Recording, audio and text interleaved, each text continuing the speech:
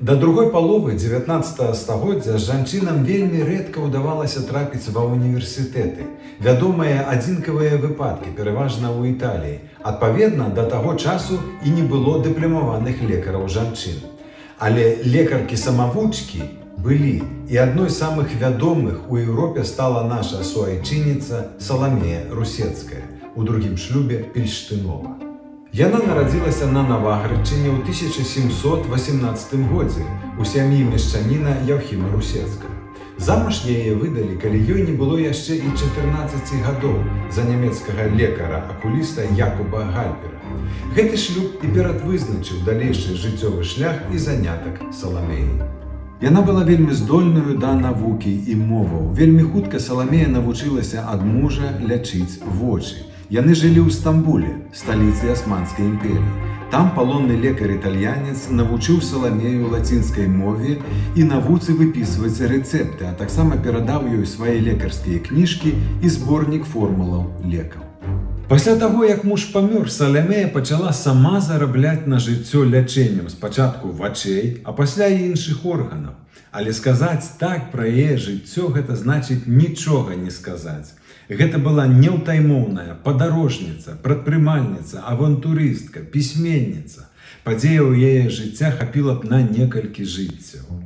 Яна служыла і лячыла пры двары расійскай імператрыцы Ганны Івановны, сустракалася з ёй і іншымі еўрапейскімі монархамі і арыстакратамі, мела аўдыенцыі ў імператара Святой Рымскай імперіі Карла VI, у прускага караля Фрыдрыха II, служыла ў Радзівілаў, Патоцкіх, займалася лекарскай практыкай у Санкт-Петербургу, Вене, Стамбуле, Львове, Киеве, Камянец-Падольску, Ясах у Румыніі і ў іншых гарадах.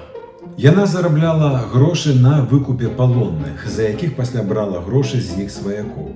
Аднойчы яна выкупіла з турэцкага палону некалькі аўстрыйскіх афіцэраў і выйшла замуж за аднаго з іх, славенца паводле нацыянальнасці.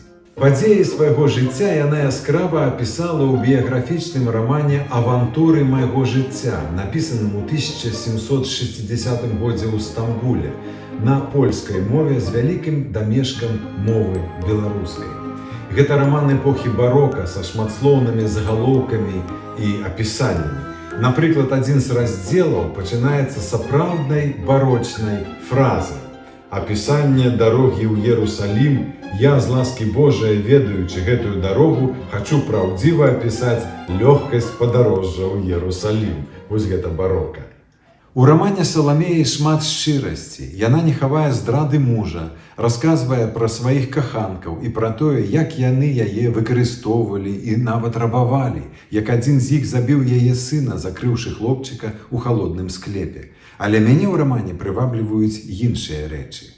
Напрыклад, было цікава прачытаць, як Саламея выкупіла з расейскага палону знатных турэцкіх нявольнікаў і везла іх праз рэвель. Там яна спынілася на начлег у карчме. Старая служанка, родам з Вільні, пачуўшы, як Саламея размаўляе са сваімі слугамі, пазнала родную мову і папярэдзіла падарожнікаў, што іх ноччу збіраюцца абрабаваць і забіць. Нацыянальная салідарнасць уратавала Саламеі жыццё. У іншым месцы Саламея расказвае пра норавы немцаў і аўстрыйцаў і параўноўвае іх з норавамі жыхароў Рэчы Паспалітае і Расеі. І прыходзіць да высновы, што палякі і расейцы беларусам значна бліжэй, а немцы скнары і эканомяць на ўсім. Напрыклад, распальваюць у печы, і як толькі яна троху нагрэецца, тут жа выцягваюць назад дровы і тушаць іх. За сваё жыццё Саламея не раз была схопленая ў палон чужынцамі, хітрыкамі вызвалялася або ўцякала, здаралася, яе выкупляў з палону сын. Яна апраналася ў мужчынскую вопратку, працавала ў гарэме турэцкага пашы, прарывалася на санях праз мяжу, апрануўшыся знатнай дамай, урывалася ў палацы царскіх саноўнікаў і выпівала цэлыя бутэлькі сваіх лекаў, каб пераканаць пацыентаў, што гэта не атрута. Сын Саламеі Станіслаў быў дыпламатам Рэчы Паспалітай, а яе ўнук Вінцэнт стаў расійскім генералам і браў удзел у Крымскай вайне. Гісторык беларускай медыцыны Валянцін Грыцкевіч сцвярджаў, што паводле авантурнасці і разнастайных прыгодаў свайго жыцця беларуская лекарка Саламея Русецкая-Пельштынова не саступае славутым еўрапейскім авантурыстам 18 стагоддзя Сен-Жермену, Казанову, Каліёстра і беларускаму картачнаму шулеру Міхалу Валіцкаму.